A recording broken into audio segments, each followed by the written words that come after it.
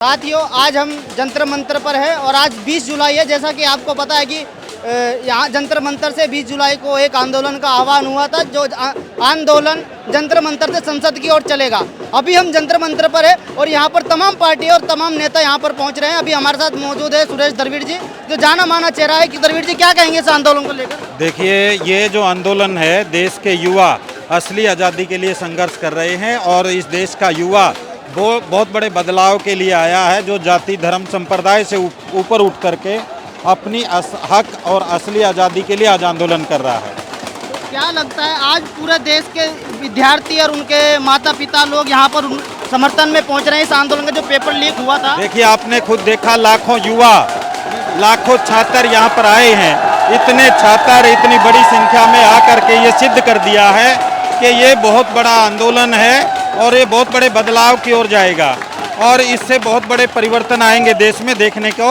और जो असली आज़ादी के लिए लोग वास्तव में अब लड़ेंगे। संवैधानिक नैतिकता, संवैधानिक आचरण से ही असली आज़ादी आएगी और इसके लिए मुझे लग रहा लोग लामबंद हो रहे हैं, युवा इस देश का लामबंद हो रहा है। इकट्ठा होकर के इस देश का युवा एक बड़ा आंदोलन करने वाला है और ये मोदी और उसकी सरकार से बेबस होगा, वो इनको कंट्रोल नहीं कर पाएंगे।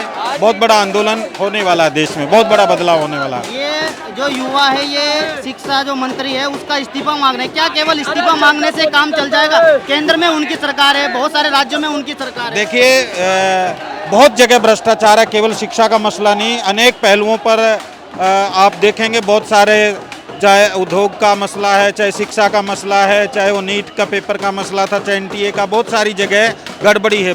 लड़कियों के स्कूल जैसे बहुत जगह बंद किए जा रहे हैं, बहुत स्कूलों को मर्जर के नाम पे बंद किया जा रहा है। नई शिक्षा नीति है, वो बहुत खतरनाक है देश के लिए।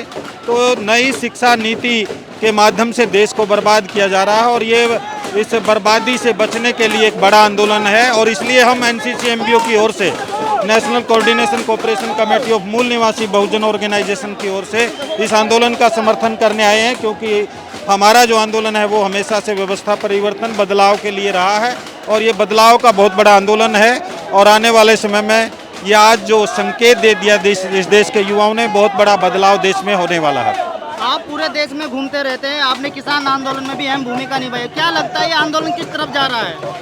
ये निश्चित तौर पर जो असली आज़ादी की तरफ जा रहा है और लोग जाति धर्म संप्रदाय से ऊपर उठ करके शिक्षा, स्वास्थ्य, रोजगार और सुरक्षा, उसके लिए काम करेंगे। इसके प्रति इस देश का युवा लामबंद हो रहा है, इस दिशा में ये काम करेगा।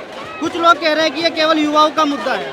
नहीं, कोई भी मुद्दा है, शिक्षा, स्वास्थ्य, रोजगार और सुरक्षा जो मसला है, पर्यावरण का जो मसला है, ये देश के तमाम नागरिकों का, किसानों का, मजदूरों का, छात्रों का, नौजवानों का, ये केवल एक छात्रों या नौजवानों का मुद्दा नहीं है, पूरे देश का मसला है ये।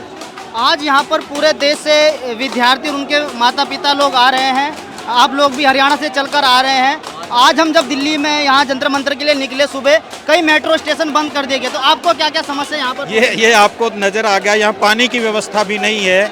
इतने लाखों युवा आए हैं, क्या दिल्ली सरकार का इतना नैतिक दायित्व नहीं बनता कि पानी के पीने की व्यवस्था करे?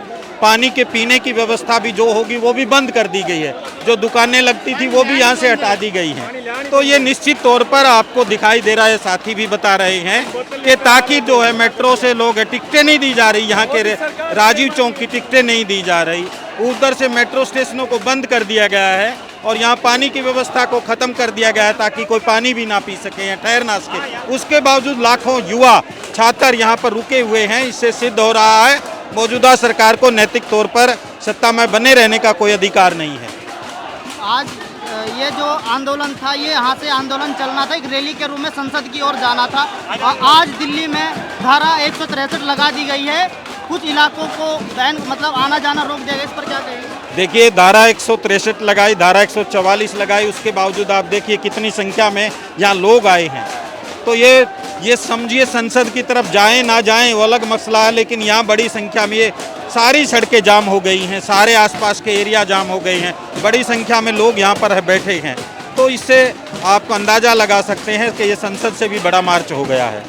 ये उनका मसला है। हम सामाजिक आंदोलन का काम कर रहे हैं और सामाजिक आंदोलन के तौर पर हम ये जो है नीट में जो लापरवाही हुई उसके लिए, और जो प्रधानमंत्री या मुख्यमंत्री या जो भी जैसे मंत्री होते हैं, जैसे इसे संबंधित धर्मेंद्र प्रधान मंत्री हैं, तो ये उनसे संबंधित मसला है, उनको इस्तीफा देना चाहिए और उनकी जवाबदेही तय होनी चाहिए। राज्यों में भी जो भी मंत्री होते हैं या सरकार होती है या सरकार के प्रतिनिधि होते हैं, उनकी जवाबदेही तय होनी चाहिए।